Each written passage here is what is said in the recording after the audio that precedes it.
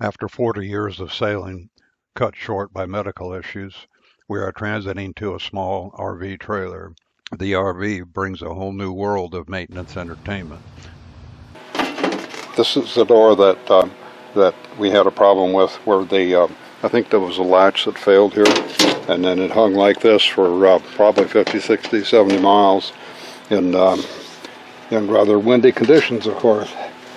You couldn't just buy the grill, you had to buy the entire door. The door hinges are held in place by snaps, in this case covered by sealant that make the door easy to install. And the new door does have all the same badges and things that are on it. It's held in place by these clips here. We did have a Wasp in here. I think it was hanging right there, but it was no problem to access it and get it down. Yeah, the new door is a metal door. I had to buy from my trailer because the Amazon had a plastic one, which I don't want. So just do that. The problem with it's a very strong spring on this. I needed to get the grills to try to stop the bugs from coming in, but it's really loose here, and that's because there's nothing for it, nothing for the springs to grab onto, and I see one's laying at the bottom here.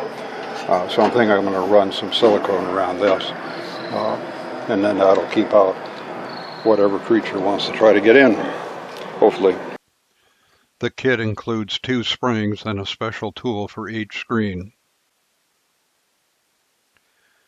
The idea is to hook one end of the spring to the bug screen, then poke the tool through the screen down the center of the spring to grab the spring bottom, and attach it to something in the opening, in this case, the water heater exhaust grill. The result is a loose grill.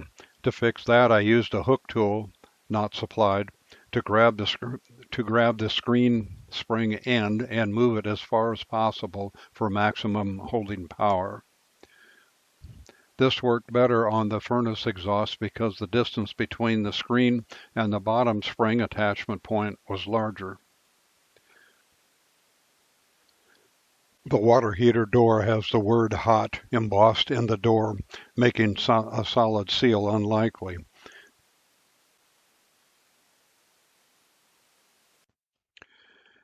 Depending on my courage at the time, I may dab a little silicone to each corner of the water heater screen.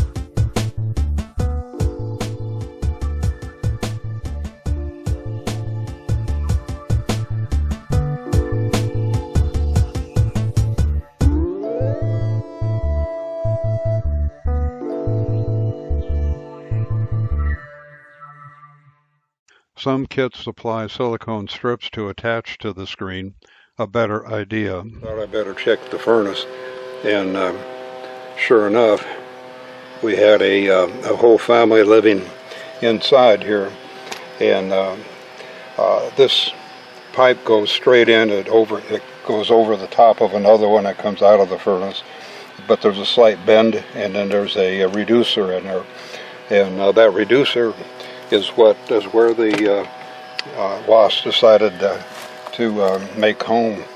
I wasn't able to reach it with any of the usual things, so I had to improvise a little bit.